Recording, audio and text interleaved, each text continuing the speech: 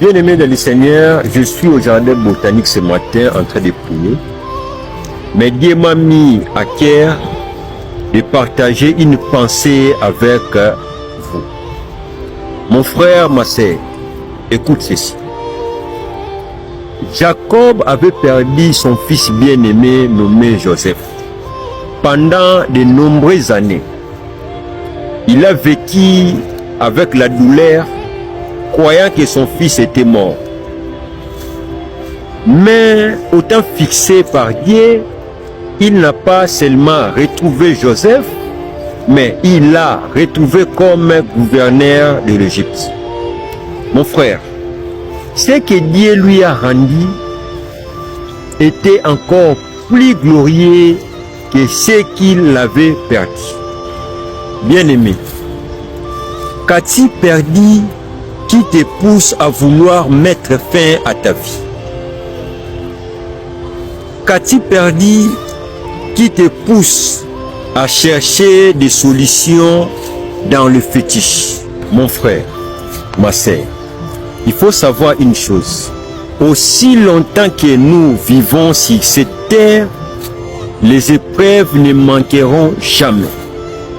Les difficultés font partie de la vie. Comme on dit souvent, les moustiques ne piquent jamais un cadavre.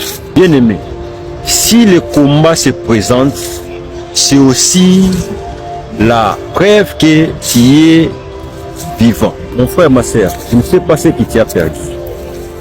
Tu as perdu tes relations, tu as perdu tes enfants, tu as perdu ton mariage, tu as perdu ton travail, tu as perdu ta santé.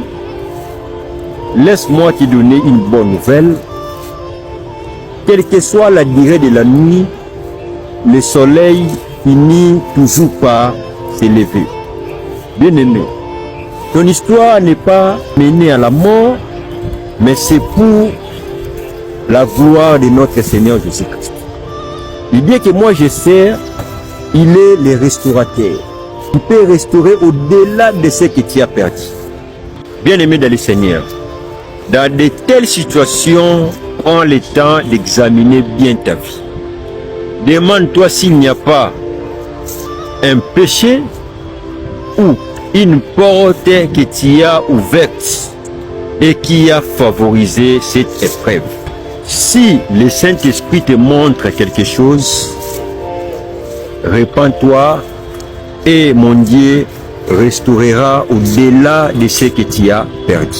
Mon frère et ma sœur, mais si tu ne trouves rien, sois apaisé, tranquillise-toi, c'est que tu traverses une période qu'on appelle la fondation souveraine.